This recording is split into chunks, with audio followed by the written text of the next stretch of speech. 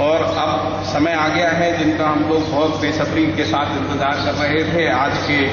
गुरु पूर्णिमा महोत्सव के कार्यक्रम के मुख्य अतिथि महोदय श्री शकीलुज़्ज़मा अंसारी जी, मैं उनको सादर आमंत्रित करता हूं।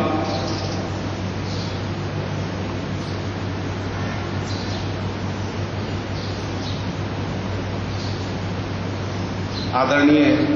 अंसारी जी।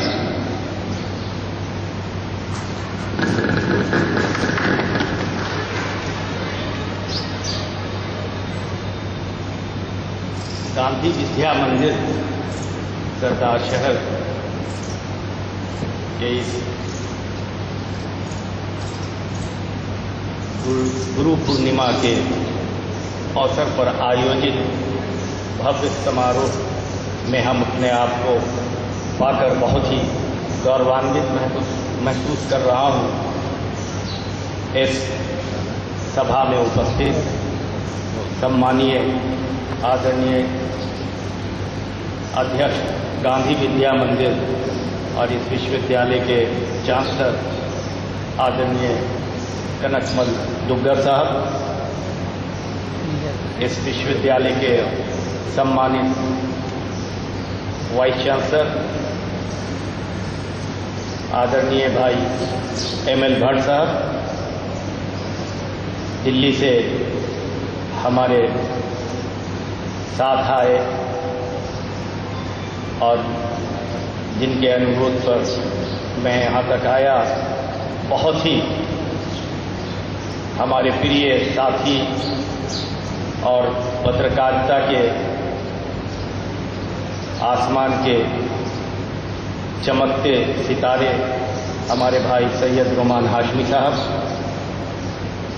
हमारे बहुत ही प्रिय साथी जो कभी पटना विश्वविद्यालय में हम लोग साथ साथ पढ़ा करते थे, काफ़ी दिनों के बाद हम कल इनसे मिल के बहुत ही खुश हुए।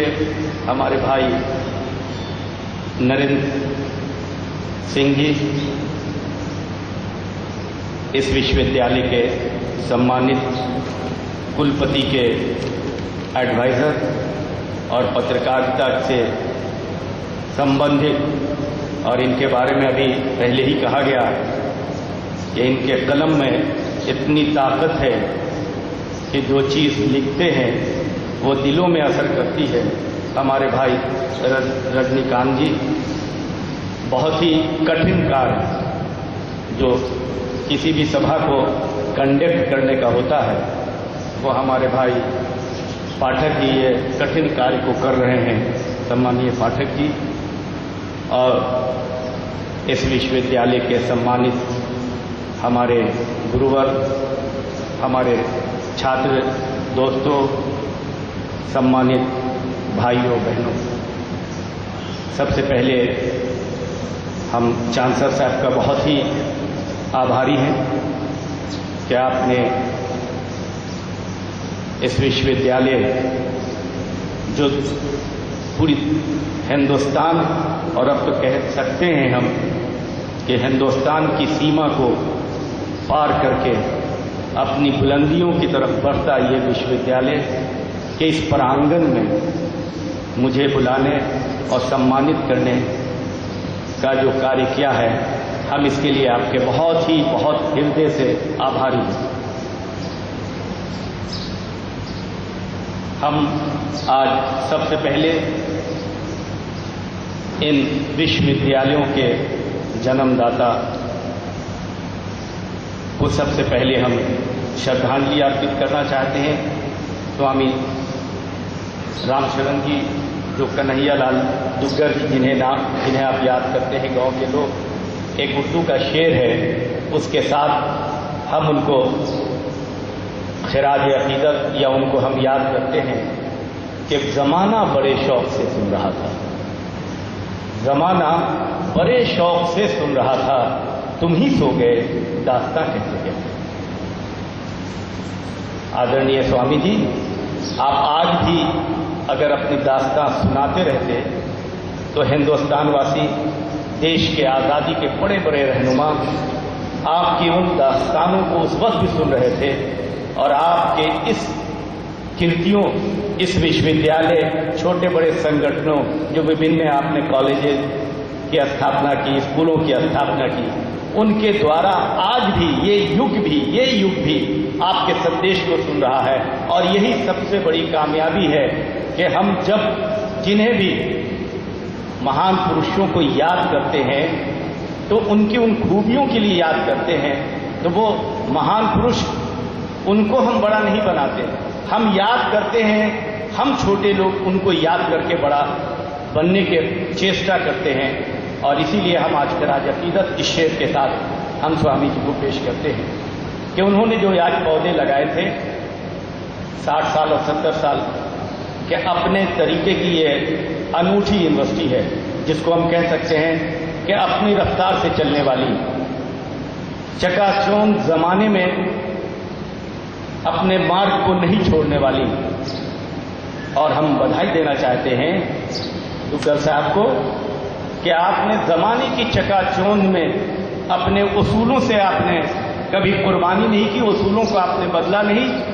आपने मार्ग नहीं बदला, आपने उसी मार्ग को रखा जिसको आज हमारे भाई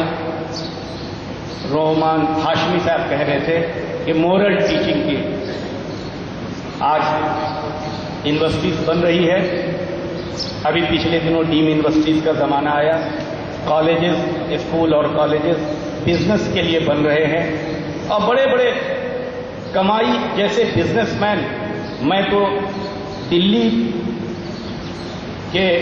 एनसीआर में ऐसे कई इंजीनियरिंग और साइंस और टेक्नोलॉजी के मैदान में बड़े ऊंचे मुकाम पर स्थान रखने वाले उन कॉलेजेस की चर्चा कर सकता हूं जिनके बिजनेस के उद्योग के माध्यम से जिन लोगों ने दूसरे बिजनेस करते थे उन्होंने भी इसको भी एक शिक्षा को भी एक बिजनेस का माध्यम बना लिया और वो अंगूठा छाप लोग यूनिवर्सिटी खोल के, डीम यूनिवर्सिटी खोल के, कॉलेजेस खोल के बिजनेस कर रहे हैं। लेकिन इससे देश को जो एक परिवर्तन हुआ, नए युग की तरफ बढ़ रहे हैं, हमें नीड है। आज से सैकड़ों साल पहले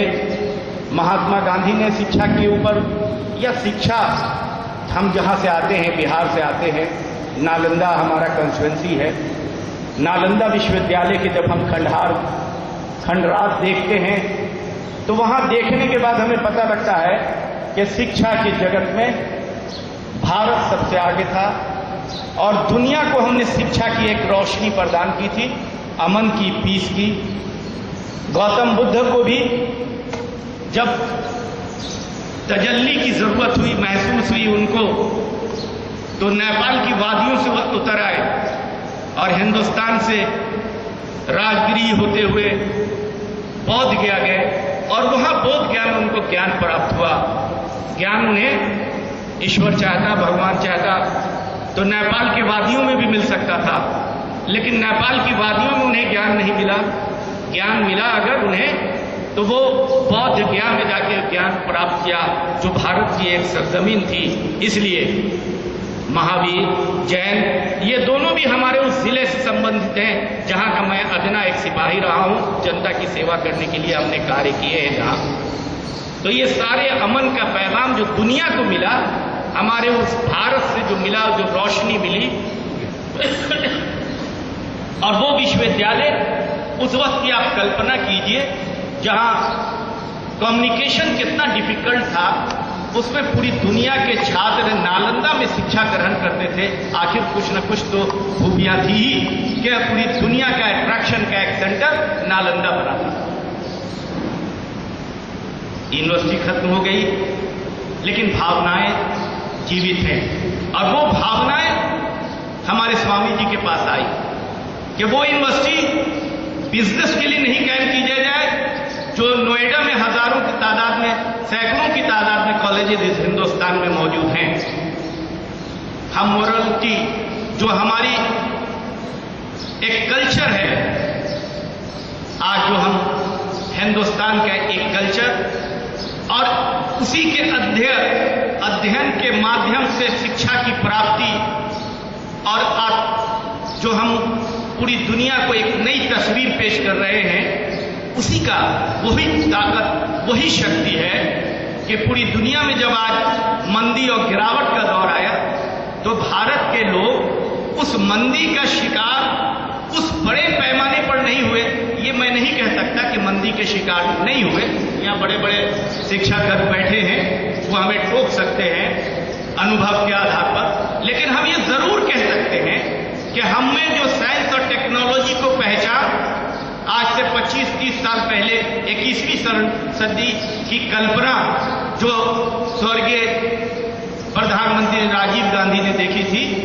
उसकी देन है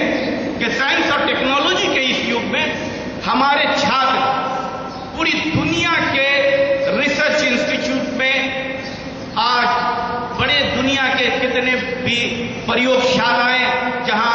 एटम बम या दूसरी चीजें बनाने की बात करते हैं, या आप ग्रीन रेवोल्यूशन के लिए नई नई साधनाएं जप रहे हैं, नए